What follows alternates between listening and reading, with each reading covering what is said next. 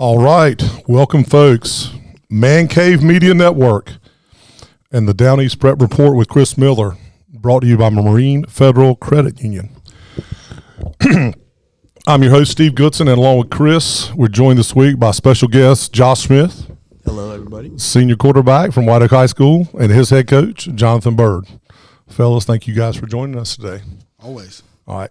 So we're going to start the show off by recapping last week's, I think it was week 5, and then we'll do a little preview of week 6, and we'll get Chris's predictions. He's been pretty good so far, calling games.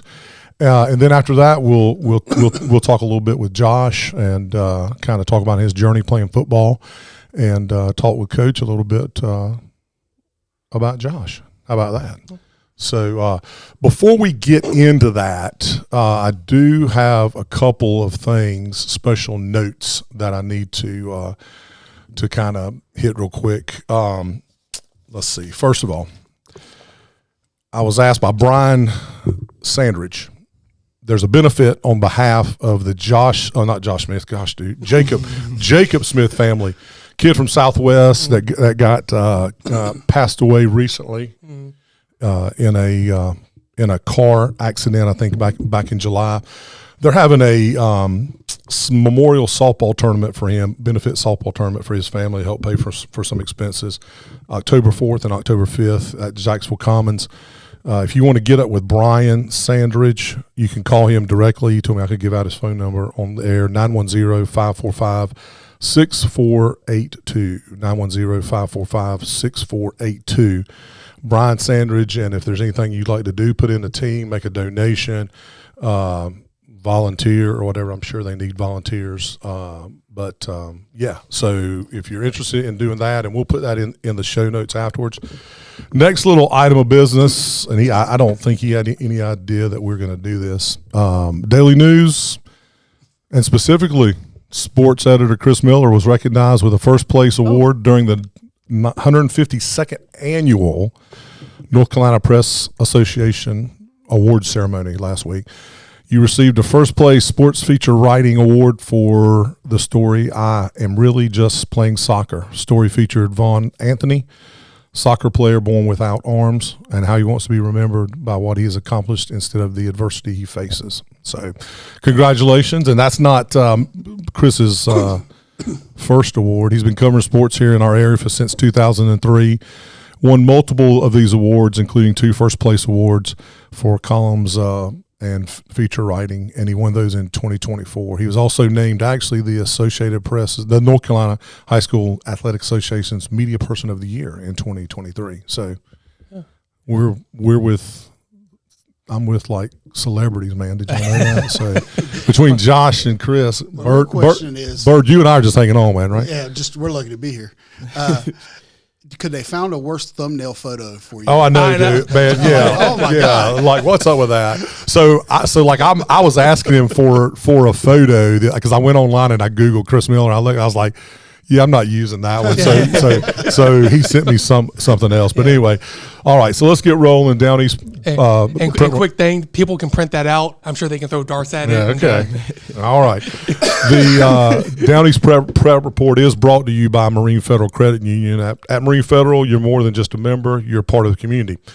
With personalized service, competitive rates, and a commitment to your goals, Marine Federal is here to help you thrive every step of the way. Visit marinefederal.org to learn more and discover how Marine Federal Credit Union can help you build a better financial future.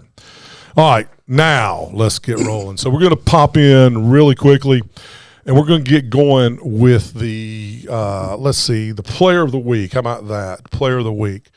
So this week, player of the week is, can you help me pronounce the last name? Eddie Deptola? Deptola, yeah, we'll go. Yeah, Eddie Deptola, sophomore quarterback from Liberty Christian. Liberty threw 55 on the board against Lee Christian, 55-8 in his game.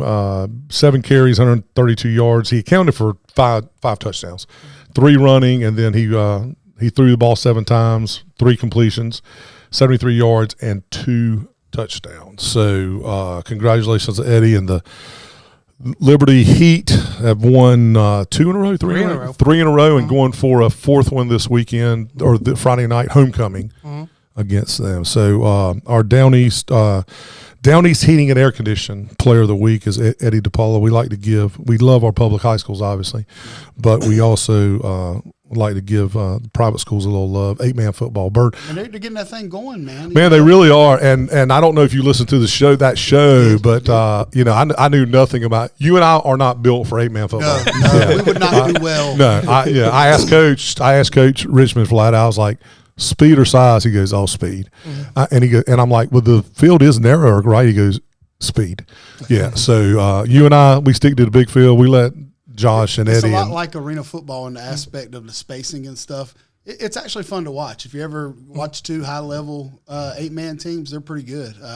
Remember Van Der Esch, the guy that played linebacker for the Cowboys? Yeah. He was an 8-man high school football kid. Well, we were talking about that. There's a lot of I spent some time out in Nebraska when I was working doing some stuff, some training, and Nebraska besides Omaha and Lincoln. Yep. A lot of rural areas, and that's what they play, man. 8-man football. Texas as well. Texas is known for those massive high school stadiums and everything else, but those rural communities, they play 8-man football and travel from community to community. Well, I was like I said, I was impressed. So anyway, Down East Player of the Week, Eddie DePaula, brought to you by Jason Humphrey and Down East Heating and Air. Down East Heating and Air Conditioning, a family tradition since 1986. That's the year I graduated from White Oak High School. Oh, and by the way, I meant to mention this earlier. This is an all White Oak table sitting here today. So, sorry, Jason Humphrey, I know you're a Southwest guy. With locations in Jacksonville, Wilmington, and North Myrtle Beach, Down East is the #1 Bryant dealer of the Carolinas. Home, office, garage, man cave, and yes, even a basement. Down East has the perfect system to help you stay comfortable during the football season. Head over to downeastheating.com and let Down East put their talents to work for you. So let's pop into next how about the recap? We'll go to the recap.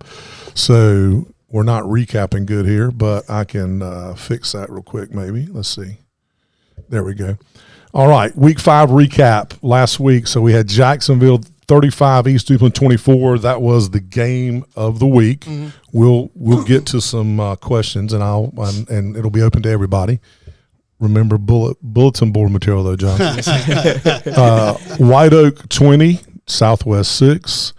Croatan had a slightly good offensive showing, 52, and Swansboro had a slightly bad defensive showing, 52-0 against Swansboro. They had all 52 at half, didn't they?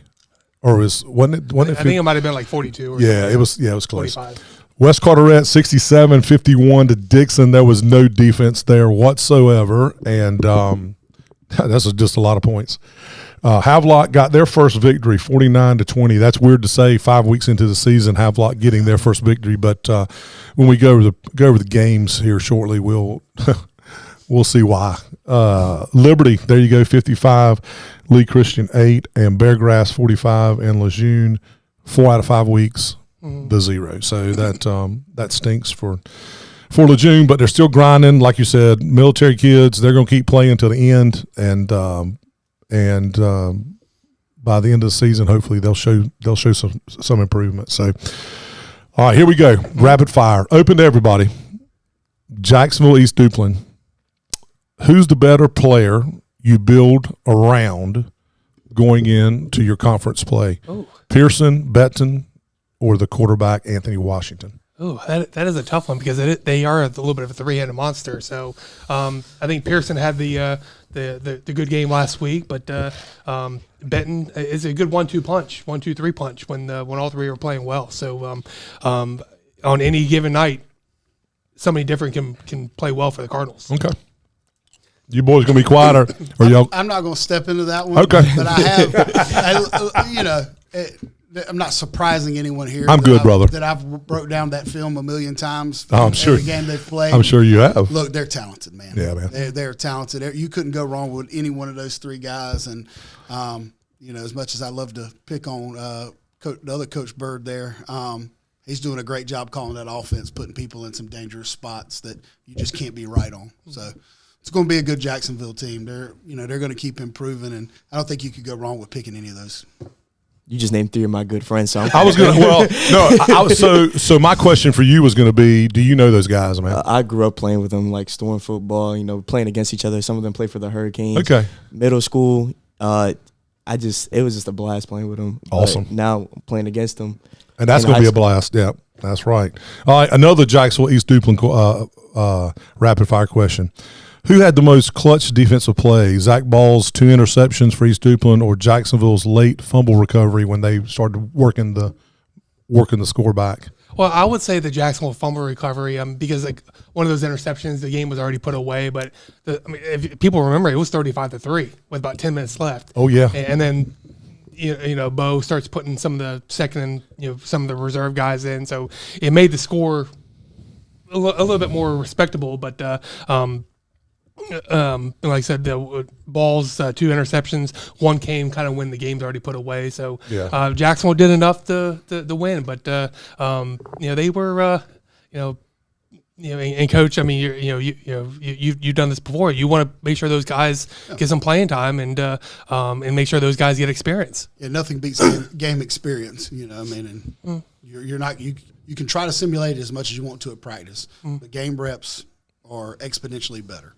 So, you got to understand that with the roster depth that he has, he's going to get those guys in as much as he can. And, he's got to count on them at some point. He's going to have to count on those guys at some point. So they need the game reps. And I know you guys talked about it on a podcast this week, and I know Bo kind of takes a hit, calling off the wrongs pretty early. But if you that's how you build a program. Yeah, he never done that for me when we were struggling the first couple of years. Yeah. All right, next one. White Oak at Southwest. More impactful play. Edric Pinas, as I say it, Pineda's punt return TD, or Jimenez's 188 yards rushing. They're both good players for you guys, but I think you all kind of put the game away with the punt return. I would agree. Montez, believe it, he was beat to death. He was, kind of hurt going into the game and then sprained his ankle early in the game. So I would give you 2 plays. The punt return, we kind of knew Edric was going to get one there. If they could catch it on the fly, he was going to be able to return one. But Montez's late run to kind of seal the game was big too. We run power, and he's limping as hard as he can go and picks up 50 yards on a busted wheel to kind of seal the game. So you can flip a coin. Either one was a big play. And Coach, Josh, I want to wait a minute. I want to hear Josh's take on it. I'm sure they're both your buddies. Both my buddies. But if I had to say, I'd probably pick Montez. I just stayed in the backfield, just watched him run. I'm supposed to carry out my fake, but it was just so fun to watch him run. Awesome, man. It's just fun to watch him run. And then Edric's touchdown is swinging the momentum, because I'm pretty sure they scored before that and on a long run. So the momentum was going in their favor, but then Edric shifted it, and then Montez just put the game away. That's awesome. Yeah. And Coach, I was going to ask you, for historically, Southwest White Oak games have always been competitive, regardless of what the records are or how good. Is it just hard-nosed kids? Yeah, it's just when there's a rivalry game, you can always throw out the records. They'll attest to it. I've told them all week long going into that game that you're looking at a misconception looking at Southwest's record. They're talented. They've got some guys. They're just not getting it put together yet, getting in unison. But whenever they do, they're going to rattle off several wins in a row. They're big, they're athletic, and they're doing the things they're supposed to do. They just don't have any consistency yet. And that happens. Trust me, I've been through streaks of that. We had a little bit of that Friday night. We didn't line up correctly. We weren't stepping with the correct foot. Didn't carry out my fakes. Yeah. There are things that coaching and just little momentum swings. And, whenever Southwest gets that momentum swing, look out. They're going to rattle off a few wins. Awesome. Croatan Swansboro. More impressive stat, 28 first quarter points, or JP Bacali scoring on defense and offense? Ooh, it's always special whenever you have a guy doing, playing both sides, scoring on both sides. It just, you put the game away in the first quarter, 28-0 like that, just when you're already the favorite. That's credit Croatan for taking care of business. And you're going to be a politician, aren't you, man? Because you won't answer the question. You answer it both ways, but that's cool. That's cool. That's cool. The 28-0. 28-0 then. Coach, 28. 28-0. Josh, 28-0. That's All right. demoralizing. all right. West Carteret and Dixon, best individual performance of the week. JJ's 5 TDs or Tanner Payne's late game sealer touchdown.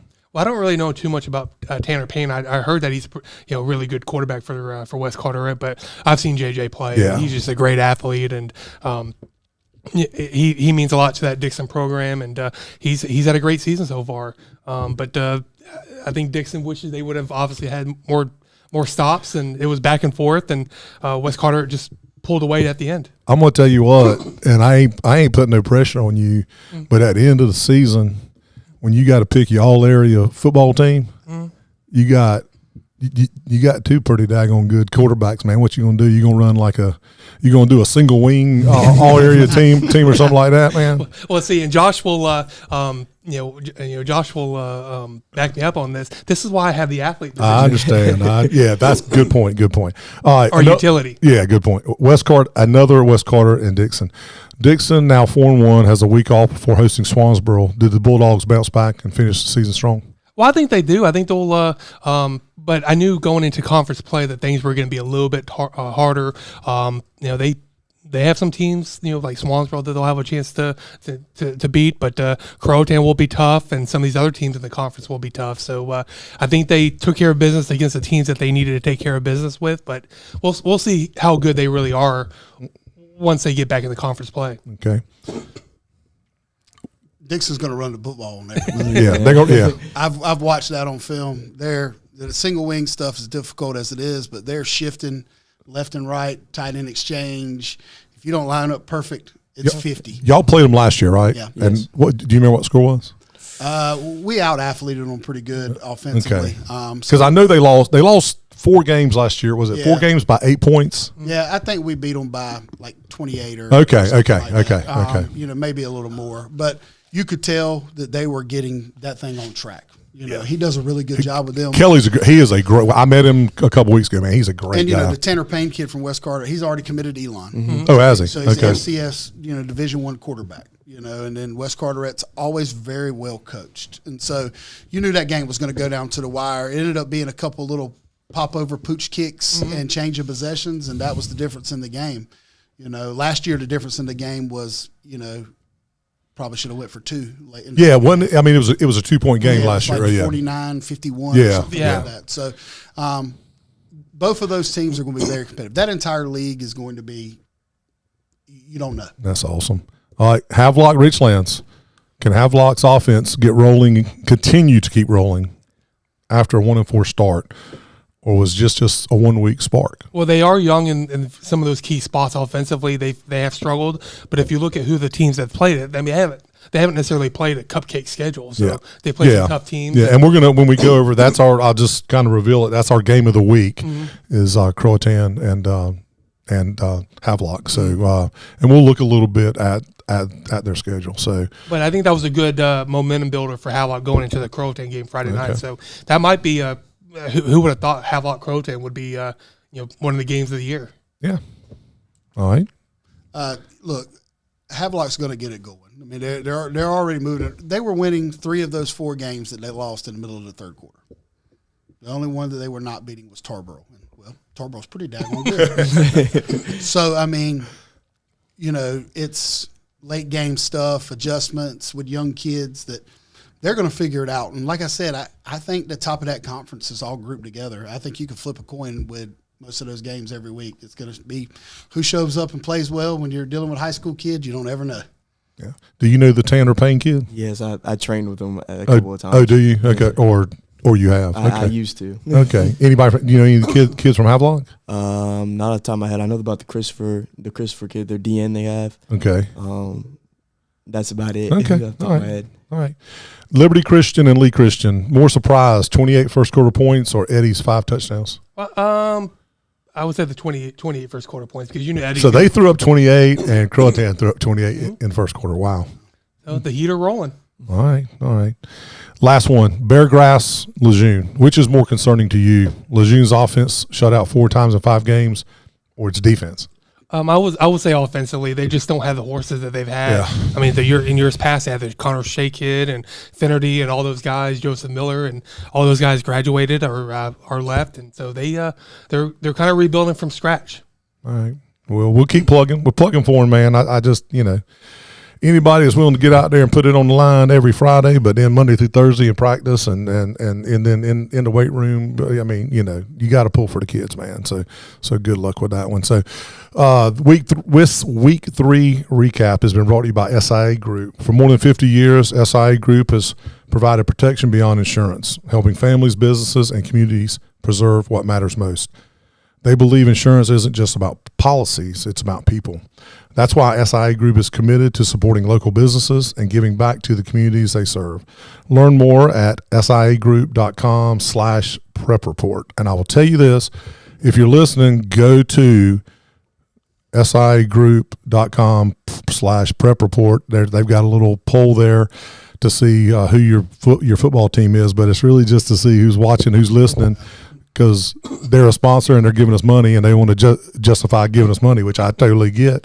So if you're listening, go out to siagroup.com/prep report. Maybe White Oak will have a big showing this week on the poll. How about that? So the Dixon people really came out last week, didn't they? The Dixon people the Dixon people showed out last week with our coach on here, and we're hoping that the White Oak folks will show out this week with Josh and coach on there. Before we hit week 5 picks, I always forget to do this. So if you are watching this on Facebook, that's awesome. You either watching it on Man Cave Media Facebook page or you're watching it on Steve Goodson's Facebook page. Just keep watching and keep following. Friend me. I'll probably friend you back unless you look weird on Facebook or something like that. I won't. But if you're watching us on YouTube, it's Man Cave Media NC, North Carolina, or NC. Go and down. Let's see. I'm looking at this thing to the lower right-hand corner. If I'm working on TV, there should be a subscribe button. So if you are enjoying this, we do this once a week with different coaches, and we're starting to bring Joshua, our first player, that we're bringing on. So subscribe. We also, the Man Cave Media Network, hosts another podcast, 2 Men to Six Pack, on Sundays nights. It's a fun show where I have a bunch of my buddies and we sit around and drink adult beverages sometimes and just have a good time talking about college football and pro football, and we talked about a Ryder Cup preview this past week. So anyway, Man Cave Media NC, subscribe, and then you can put up with us 2 or 3 times a week. So that public service announcement. So week 5, slim light schedule this week. Richlands 1-4. I'll tell you what, let's shift over before we say this, I'll do it right here. Week 5, week 6. Week 6. I'm sorry. Richlands 1-4 and 0-1 in the conference. At Northside 3-1 and 0-0. Northside looks to continue its turnaround season against a struggling Richlands squad that has dropped 4 straight. Question: is Northside a legit conference contender along with fill in the blank? And Coach talked a little about that. Fill in the blank. Yes, I think they continue to get better and better. I mean, Coach, you saw them early in the season, and they're a lot better. I think those guys have entered the season with a lot of confidence, and opening the season with the win boosted that confidence. And Gavin Davis is a heck of a player. The quarterback is playing well, and I think they have a chance to, especially with Havelock being down, I think they have a chance to win that Coastal Conference title this year. Okay. Agreed. Yeah, that you talked Northside about group's talented. I'm never going to be the coach that downplays another team. I mean, I'm going to give people the credit where it deserves, and they're a talented team, and it seems they've gotten better every week, which is the key, for a high school football team. It's, who's got the home games over the last few weeks will probably determine who wins that conference. Going into Havelock is always a tough place to play. Yeah.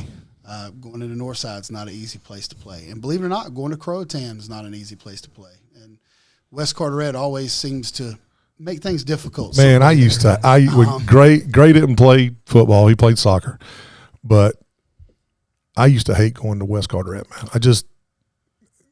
I mean, I probably don't need to say what I really think. I had some good friends there, but then I had some people that really didn't like me that much, and the feeling was mutual, right? Yeah. I mean, and it's probably because I was obnoxious as a parent soccer player, I'm sure, but yeah, I mean, West Carret's a tough place to play, man. It's difficult for various reasons. West Craven's a tough place to play. Absolutely. Vanceboro, West Craven, that is a tough place to play, man.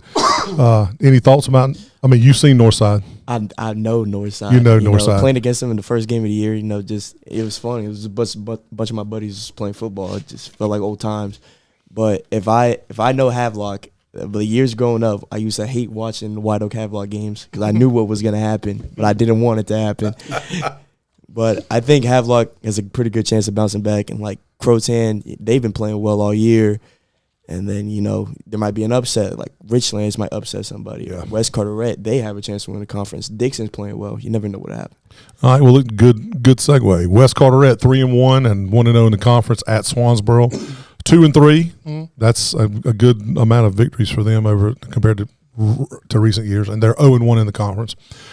West Carteret's high-powered offense visits a Swansboro team trying to bounce back from a shutout loss. Question: will the Patriots' offense overwhelm Swansboro early, or can the Pirates' playmakers keep it close? Yeah, I think it has a chance to. If West Carteret does what it's supposed to, I think it has a chance to go up by a couple scores at least early on. Just Swansboro still kind of trying to figure out its game and what it wants to do, and West Carteret just seems to be too strong. They both throw the ball a lot. They both throw the ball a lot. We said the same thing last week. With Croatan and Swansboro, but so if there's a lot of pass completions, maybe the clock will move. But if there's a lot of incomplete passes, you may be looking at like a 3-hour game, right? But the interesting thing, we said that last week for Croatan Swansboro, and Croatan ended up running the ball with Andrew Boucher for most of the game. Yeah, that's right. They had more of a balanced attack, which I think they're going to need this week against Havelock. Just a little. That's one of my keys to the game, by the way. He's going to call it based off what the box looks like. Is he? If you load the box, he's going to throw it. And the coach at Croatan is one of your buddies, isn't he? Yeah, he played tight end with me in college. Okay. He's a smart guy. So, I mean, he's going to take what you give him. He's not going to try to force a square peg in a round hole. So, it's going to be a good matchup. We're two very well-coached football teams. We're going to get to that one. Sandhills Christian 5-1 at Liberty Christian 3-2. Liberty, wow, is that me? I think that is you. Man, I don't think I can talk to him right now. I'm surprised I had anything on silent. Sorry about that, guys. Wow, I feel like I don't know what I feel like. Sandhills Christian 5-1, Liberty 3-2. Liberty Christian aims to extend its win streak on homecoming in Richlands and avenge a season-opening loss. So they played them the first game of the season. Can the Heat flip the script this time around? Which playmakers have to step up for Liberty to do this? Well, I think they will go into that game with a lot of confidence because they feel like they should have won that first game of the season against Sandhill. So they're having them at home now. Like you said, it's homecoming. They were up 12-10 at halftime. Okay. In the first meeting. So. That's right. Coach said the first two games they were actually, the second game they weren't up, but they were right in the game, maybe down less than like a score. But the first game they were up. Yeah. Yeah, it's just so hard because we know like historically how good somebody like Havelock is and how good somebody like West Craven or something like that is. But it's just so hard because some of these schools we never really heard of before. Yeah. But Liberty's playing well, and I think they have a chance to win. I do pick them to win, so we'll see how they do. We'll see where that rolls. Well, let's. But you mentioned a couple players. Eddie's playing well, but Scott Smith's son is playing well, Sawyer, and then he has another son that's doing well as well. So it's Logan Potting is doing well. Yeah. So it's not just a one man show. They've got 3 or 4 kids that really have stepped up. All right. Well, let's look at. Like I said, light schedule this week. So you got Havelock 28, Croatan 24. That's in my mind, that's a low scoring game. I considering, but I mean, I get it. Defense. Northside 42, Richlands 13, West Carteret 42, and Swansboro 21, Liberty 30, and Sandhills Christian 20. And so I kind of screwed up because I wasn't supposed to reveal the score of the Havelock game. But let's transition. Man, you're on the struggle bus today. I know, man. I don't know what it is. Let's transition to the game of the week, because this is the game of the week. It's brought to you by Golden Corral.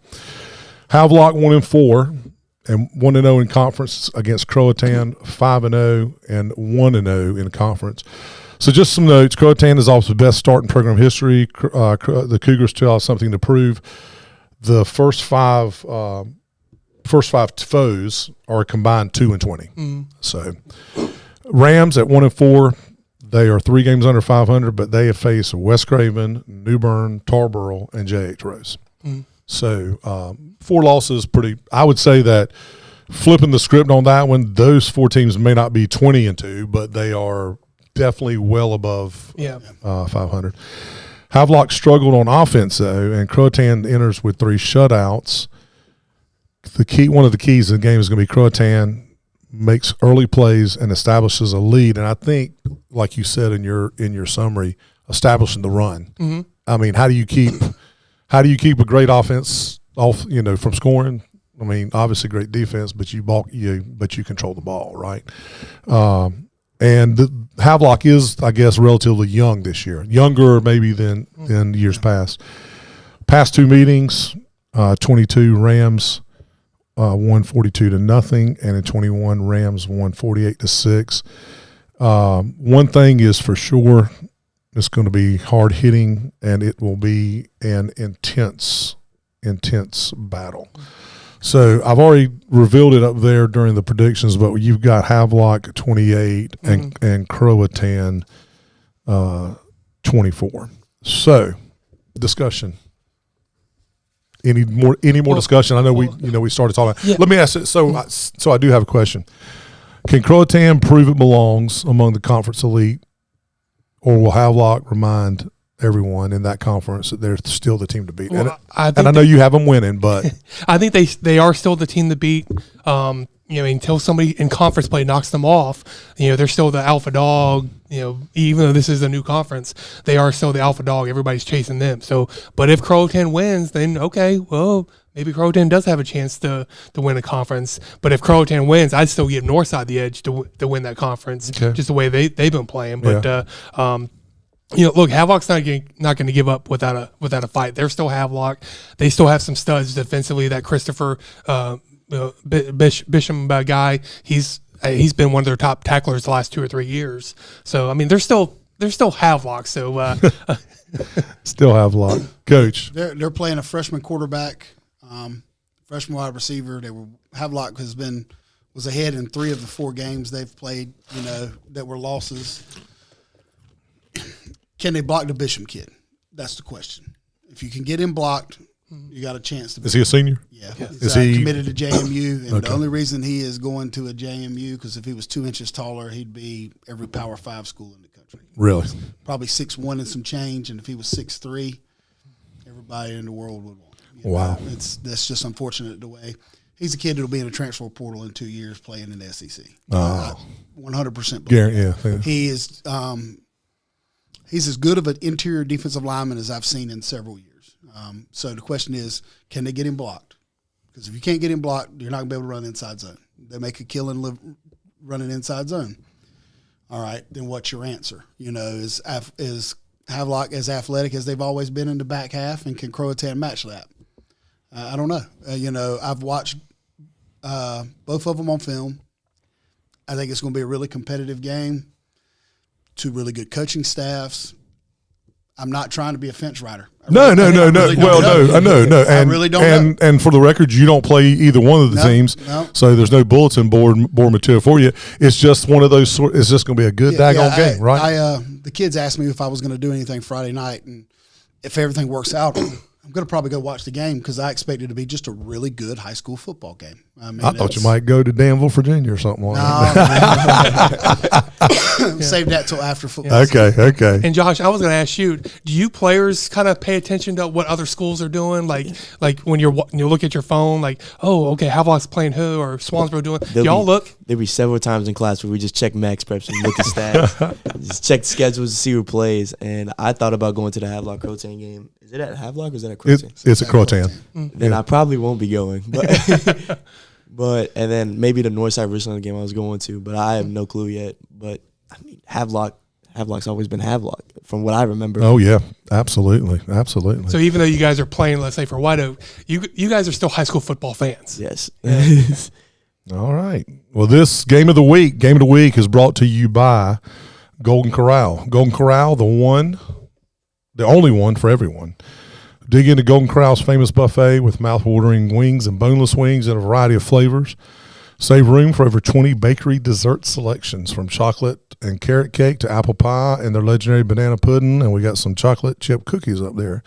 Start your morning with breakfast at 7:30, brunch at 10, and dinner featuring carved meats at 4. Seniors, I am a senior now, you can enjoy the early bird buffet with a beverage at 1 p.m. and go to bed early. Need to feed a crowd?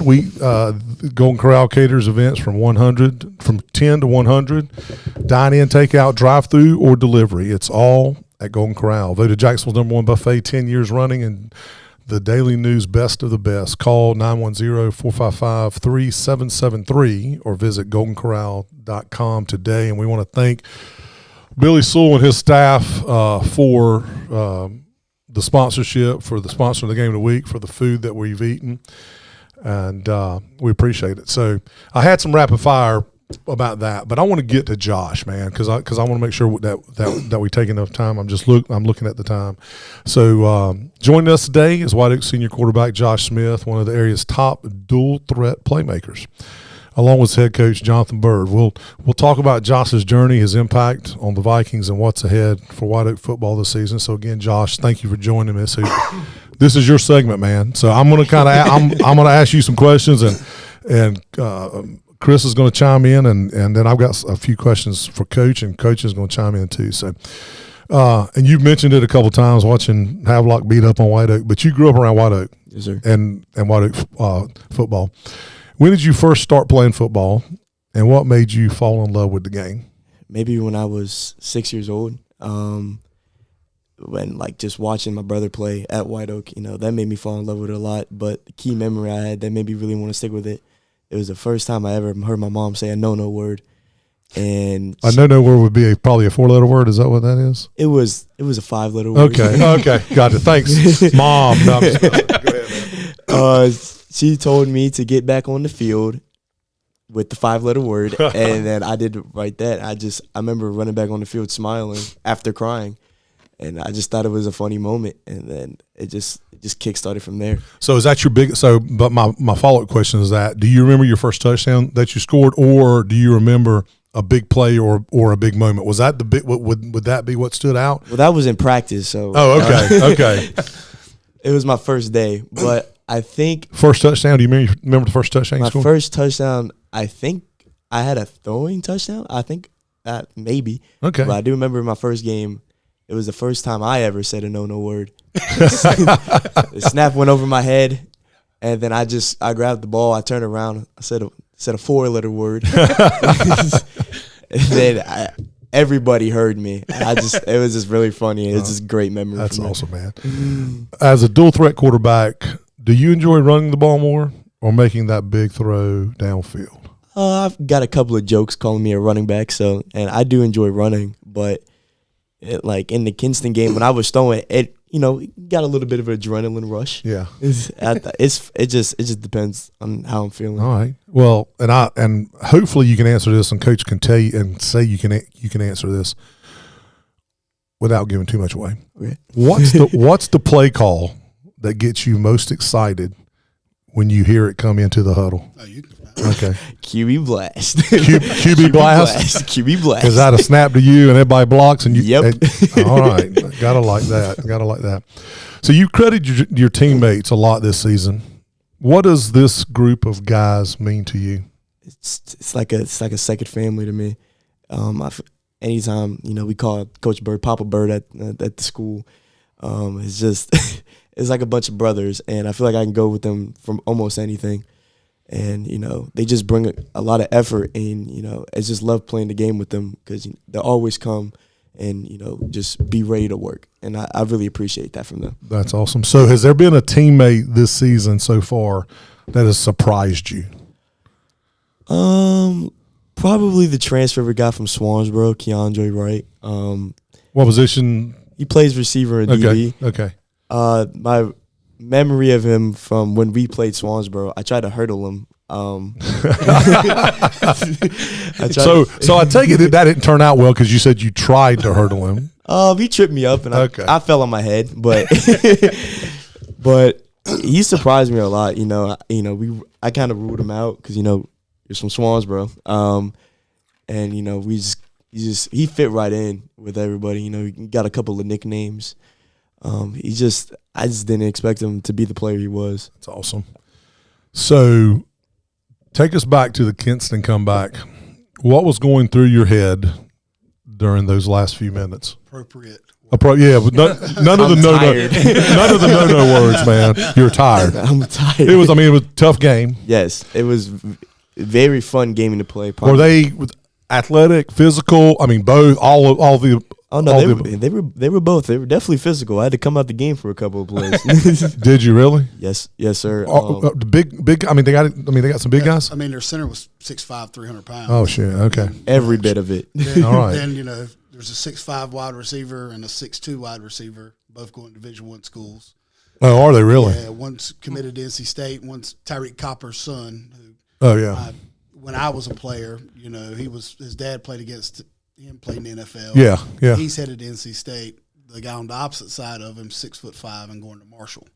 So, oh wow. They were both big, athletic, and the kid with the last name Wiggins is in the backfield. I'm sure he's related somewhere along the way to that group. And the quarterback, while not a runner, is a big guy, so it wasn't ever easy to put on the ground. So it was that Kinston group was a really talented group, and in the weeks prior we had not played well in the back half. We had not covered well in the secondary, and those guys rose to the challenge. Don't get me wrong, they tested us every bit up and down the field they could, but we closed the windows down where we needed to and stopped them from running the football and made them one-dimensional. Yeah. So you were on if I recall correctly, if I understood it, we scored. I'll say we because I'm a White Oak guy. White Oak scores. White Oak scores right near the end of the game and ties the game up. White Oak would kick off, and is there like an untimed? There's like penalties, untimed play or something like that. It was like a flag, or they. Yeah. So Josh takes us 95 yards in a minute and 20. Oof. From somebody who they don't expect to be able to throw the ball well. Yeah. And so he takes us 95 yards, breaks a nice run on a scramble, takes us 95 yards. Everybody makes great catches. We get in the end zone. There's 7 seconds left on the clock. We do the White Oak version of the tush push, and from the 3, scored a 2-point conversion and have to kick off. Well, we kick off. There's a penalty on the kickoff return. They make us play one untimed down. We call timeout, talk about expect reverse, expect flea flicker, expect hook and ladder. Well, it was the hook and ladder. Unfortunately, Josh stayed deep, and we didn't get bit on something silly. Robert Alexander was our outside linebacker, was a really good wrestler. Gets attached to the 6'5" wide receiver. He's all of 5'6", by the way. And he goes to pitch it, and Elliot Pineda, so the younger brother, lays a big hit on the Cooper kid, and he coughs the ball up, and Edric's there to scoop and score, and then there's a whole White Oak end zone celebration as I'm panicking because we're in the middle of Kinston's fans. Yeah.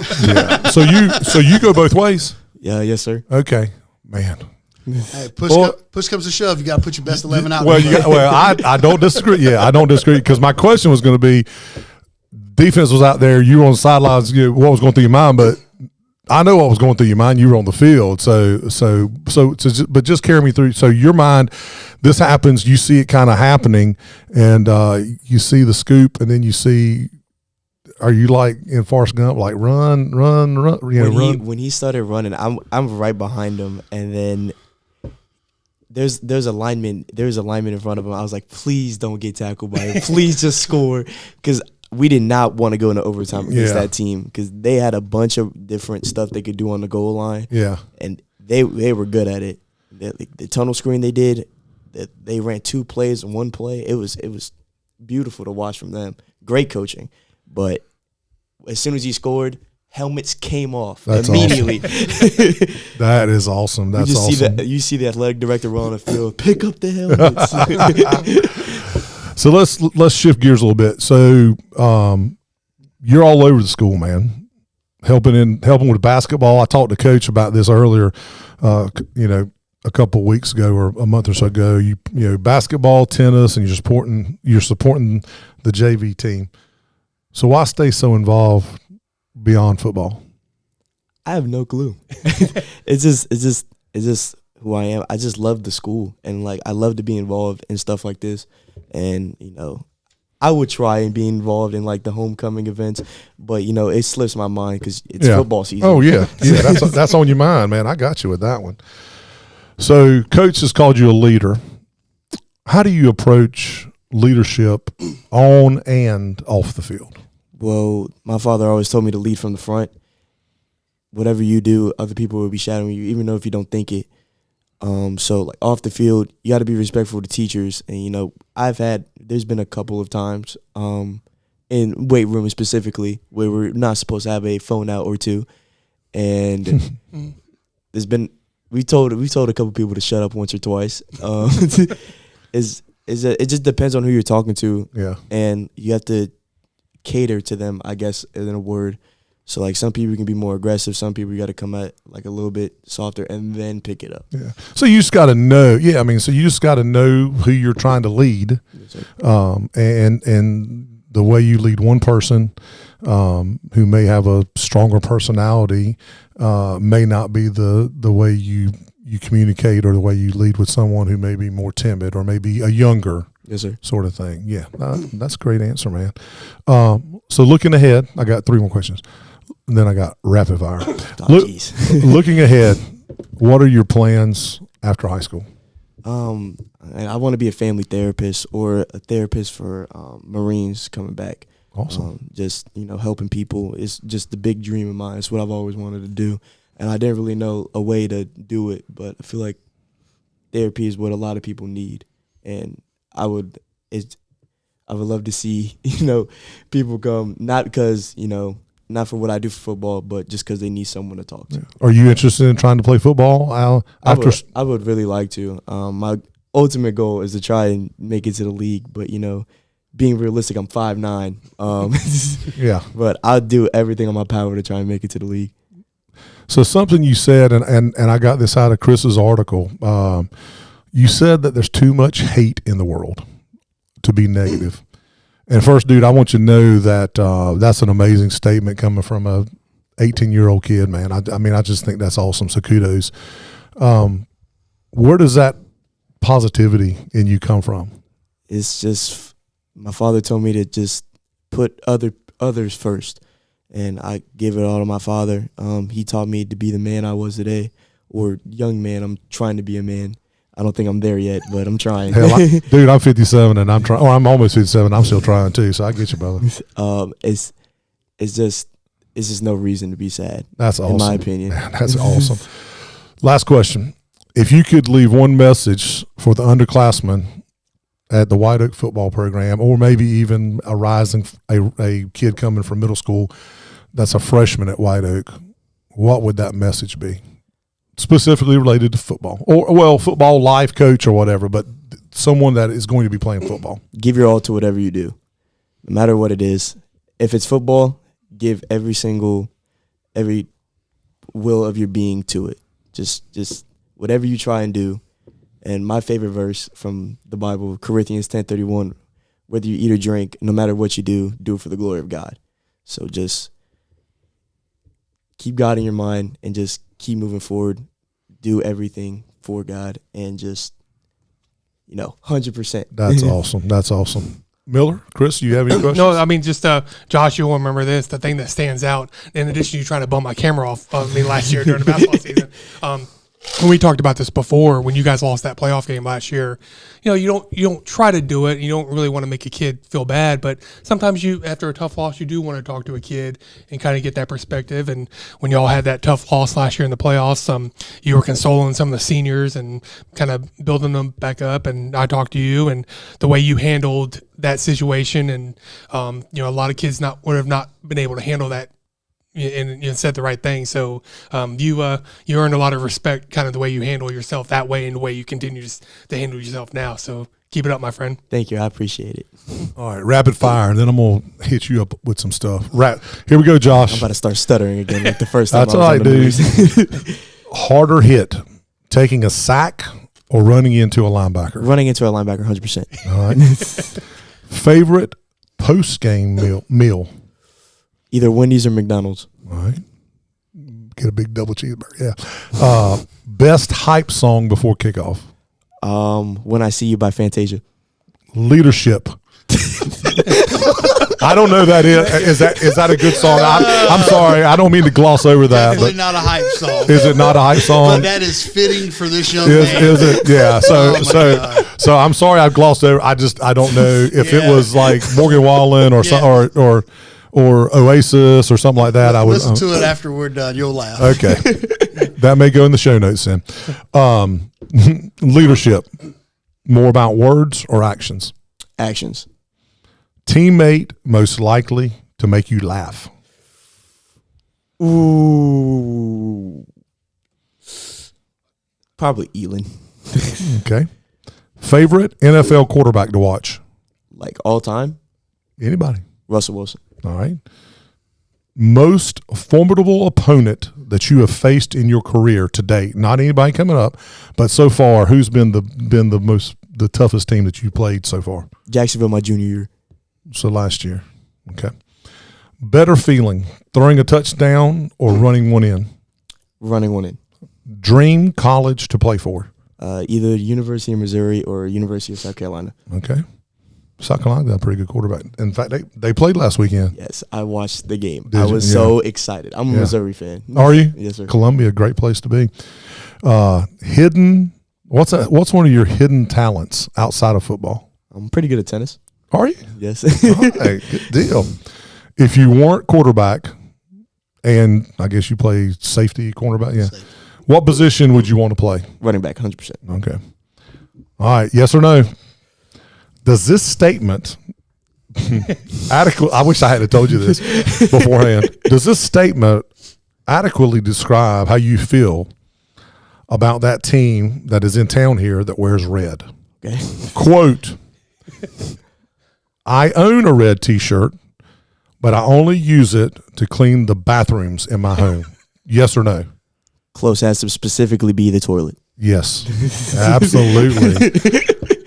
I thought, that might be a little bit some more material there. So I'm sure they're not going to need I'm any sure, motivation. there's not going to need it. Yeah, if you need motivation for the Jacksonville White Oak football game, something's wrong with you, right? Yeah, it's always going to be an intense rivalry, and absolutely. It Absolutely. is what it is. It's not like they're not going to know I'm going to snap him to football. That's right. That's exactly right.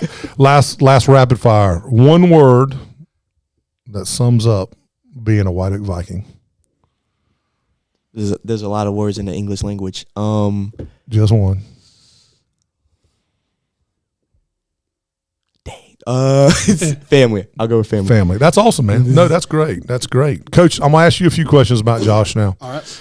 You've seen Josh grow up in the program. What stands out most about him as both a player and a leader?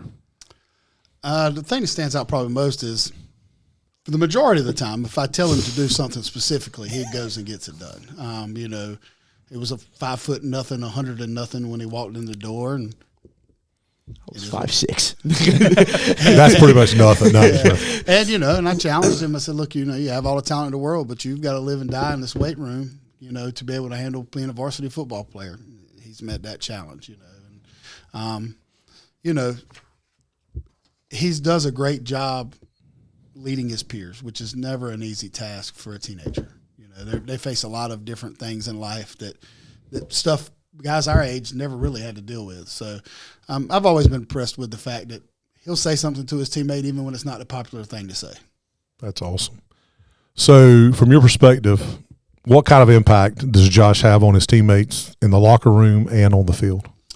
It's absolutely a positive impact on everything we do. I can't believe he didn't say this earlier, but when he's talking about what he does, but he'll carry out a fake and just be screaming for the love of the game as he runs down the field. You know what I mean? In practice.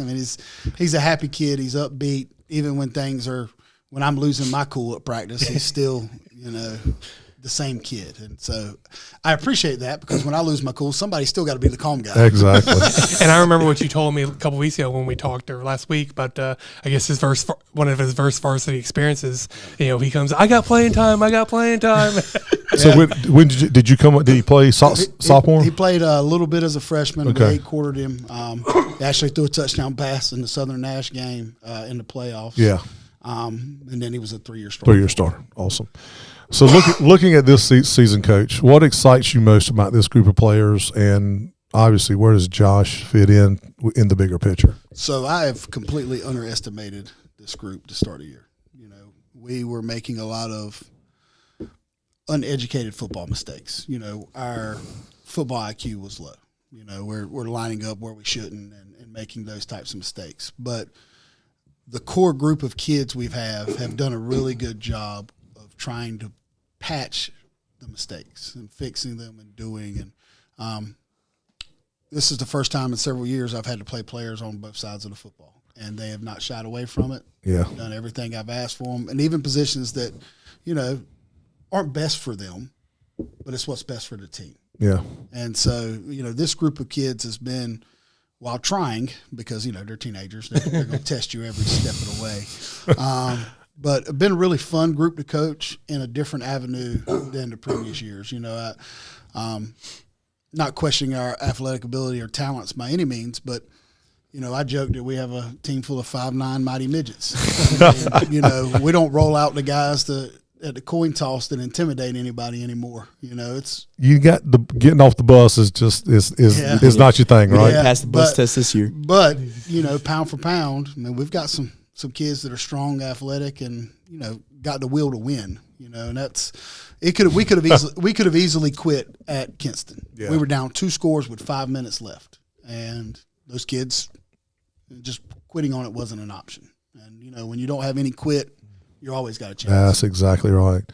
So when you think about Josh and after high school, what do you believe he'll bring to the next level?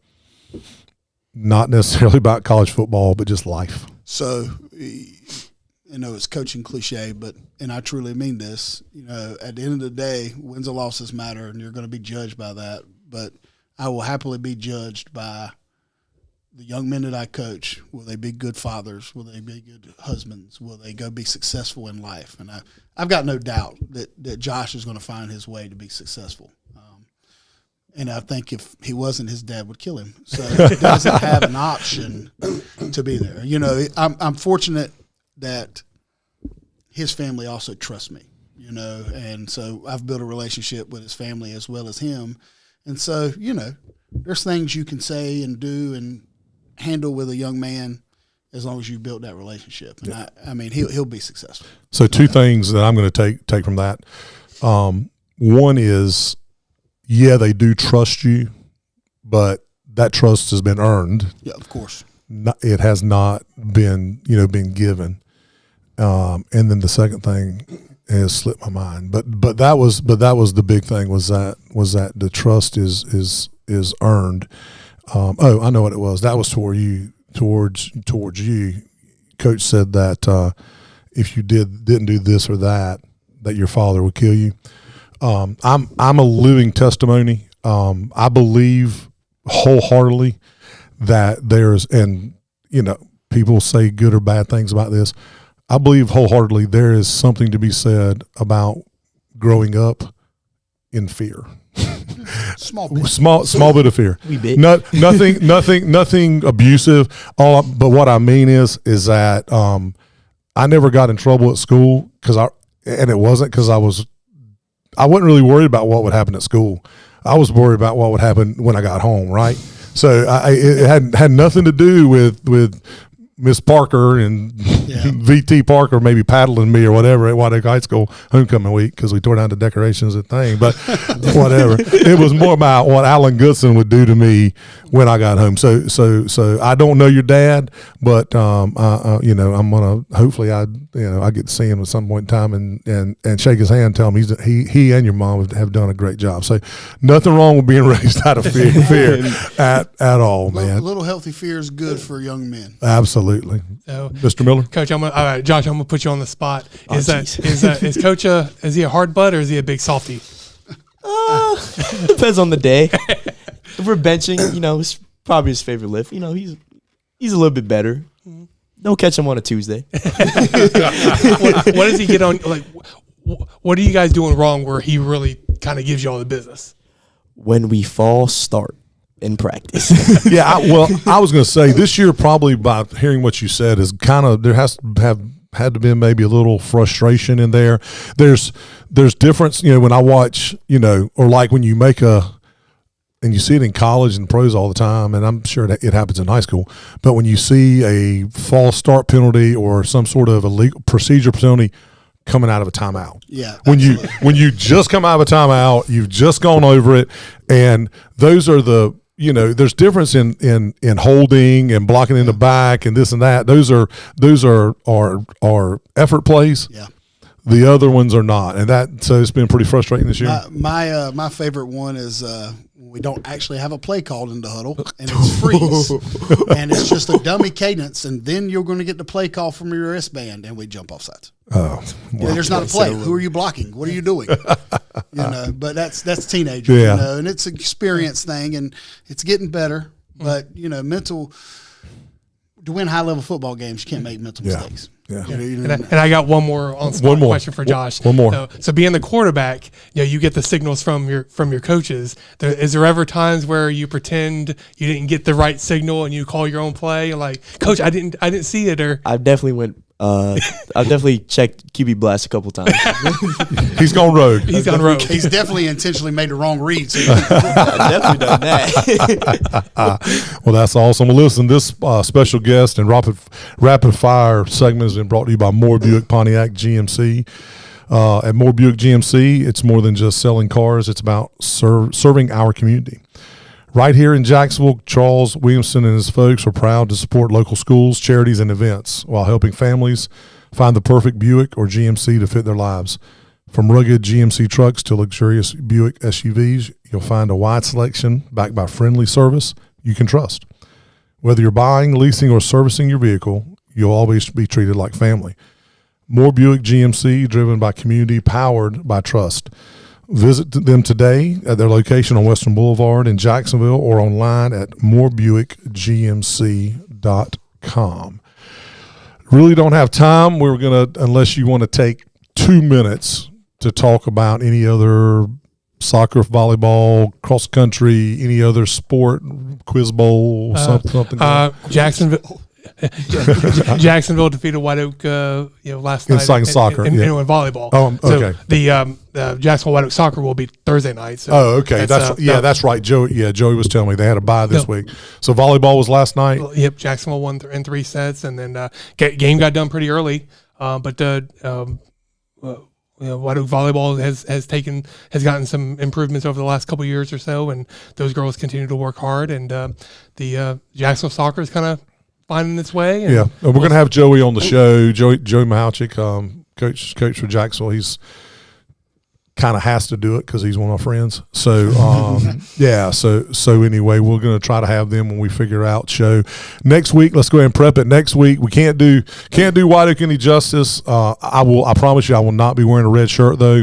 Next week we've got who's going to be on the show? Jacksonville linebacker Blake Moses. We've already worked that up. Talked to him last week at the East DuPont game, and him and his parents are looking forward to it. All right. Well, that's awesome. So I didn't get a talking to about the interview at the last game. No, you don't get a warning. So, if you're enjoying watching the show, whether you're watching it live or watching it later, I encourage you to start following Man Cave Media on Facebook, or if you're watching it again, like we talked about on YouTube, click the subscribe button down there, and you'll be notified when new shows hit the air. Again, thank you for our show sponsor, Marine Federal Credit Union, where you're more than just a member, you're part of a community. Visit marinefederal.org to learn more and discover how Marine Federal Credit Union can help you build a better financial future. So, same time, same location next week. We'll have a full recap of this week's action and our player of the week, brought to you again by Down East Heating and Cooling and Jason Humphrey, and then a preview of Week 7 matchups, including the Golden Corral Game of the Week. You got buys this week, and then next week you got Start conference. DH Conley, Got correct? DH Conley. DH, the Vikings. The Vikings and Vikings. So for Chris Miller, I'm Steve Goodson. Thanks for listening, and we'll see you under the Friday Night Lights. And that is a wrap.